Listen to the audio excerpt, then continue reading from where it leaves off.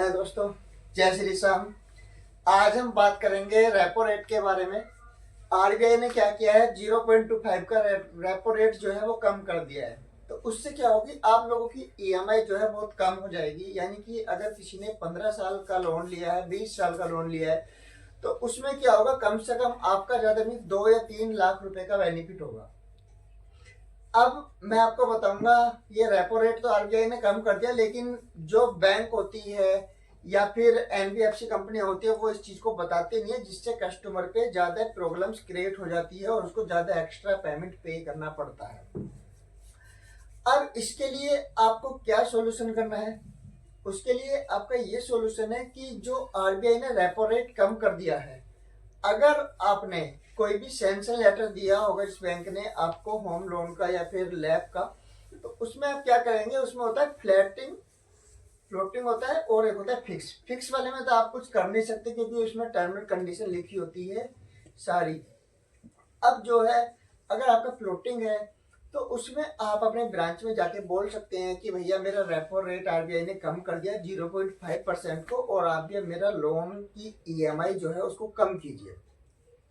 Loan की EMI आपकी कम हो जाएगी, 400-500 रुपए तक आपका पर मंथ की ईएमआई कम होने के चांसेस यहाँ पे हो जाएंगे। अब रेपो रेट का मतलब क्या है वो सुनिएगा। रेपो रेट क्या होता है, जो बैंक हो गया, एनबीएफसी कंपनियां होता है, जो आरबीआई से लोन लेता है वो होता है रेपो रेट। 5.25 हो गया, 5.55% हो गया, यानी कि 5.5%, 5%, 4%, इस तरह से जो होता है आरबीआई बैंकों को लोन देता है। और बैंक जो होता है फिर उसके बाद में कस्टमर को लोन देते हैं। कोई भी उसका कस्टमर आता है तो उस पर जो एनबीएफसी कंपनी हो गया, बैंक कम रेट पे देती है, एनबीएफसी कंपनी ज्यादा रेट पे देती है। एनबीएफसी कंपनियां क्या करती है, कोई 12 पे देता है, 14 पे देता है, 16 पे देता है, 18 पे देता है, 20 पे देता है।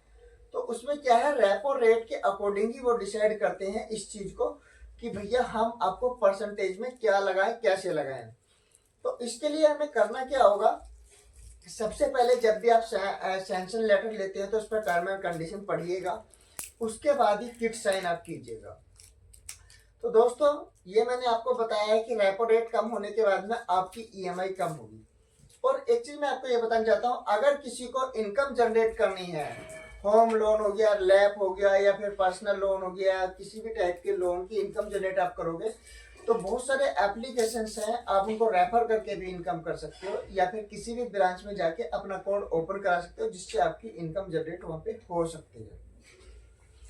अब हम बात करने जा रहे हैं कि रेपो रेट तो हमने कम कर दिया, लेकिन बहुत सारी ब्रांचेस क्या होती है रेपो रेट से अकॉर्डिंग आपकी ईएमआई कम नहीं करती, तो उनको बस एपी की बात कहते हैं। किसी का, मैं आज की डेट में देख रहा हूँ बहुत सारे कस्टमर के फोन कॉल्स भी आए हैं जिनका 36% पर एनुअल चल रहा है, किसी का 24% चल रहा है, किसी का 22% पे चल रहा है। तो दोस्तों, ये इतना ज्यादा आरओआई जो आप दोगे तो आप ईएमआई भरते रहोगे, कुछ कर नहीं सकते हो। तो कोशिश ये करो जितनी बार आप बीटी करवा सकते हो लोन अमाउंट की।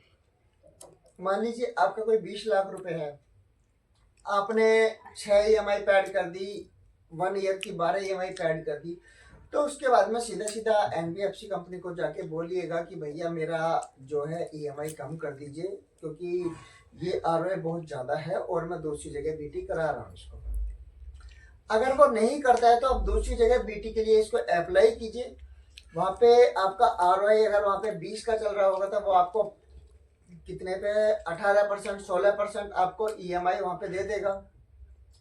2 बार आप इसको कम करेंगे तो जब तक आप इसको कम करते रहिएगा जब तक आपका मिनिमम ईएमआई ना आ जाए, 9.5, 10, 10.5 तक आपका नहीं आ जाता है तो आप तब तक करते रहिएगा। आज डेट में आईआईएफएल भी कर रहा है जो कम आरओआई देता है, हीरो हाउसिंग फाइनेंस करता है जो कम आरओआई पे आपको जो है लोन अमाउंट देता है, मथुर हाउसिंग कर रहा है जो कम आरओआई पे आपको देता है, उम्मीद हाउसिंग भी थोड़ा कम आपको दे देगा।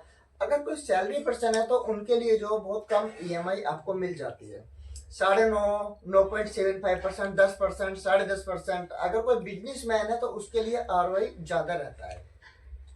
अगर कोई सरकारी बैंक से फंडिंग करवाना चाहता है तो सरकारी बैंक में फंडिंग करने के लिए हम लोग क्या करते हैं, सरकारी बैंक ऐसी तो फंडिंग देती नहीं है, वो क्या होता है अथॉरिटी से रिलेटेड जो भी आपकी क्या कहते हैं प्लॉट हो गया, फ्लैट हो गया, उन पे ही वो फंडिंग देती है। तो ये हम आपसे अनुरोध करते हैं कि रेपो रेट जो है कम हुआ है, बहुत सारे लोगों को इसकी जानकारी नहीं है। तो दोस्तों मेरा मेन मोटिव यही है कि मैं आप लोगों तक सही जानकारी पहुंचाऊं। आशा करता हूं कि आप लोगों को ये वीडियो पसंद आई है, तो प्लीज इसको शेयर कीजिएगा, लाइक कीजिएगा, सब्सक्राइब कीजिएगा, जिससे कि आपको नई वीडियो मेरी मिलती रहे। जय श्री श्याम, धन्यवाद दोस्तों।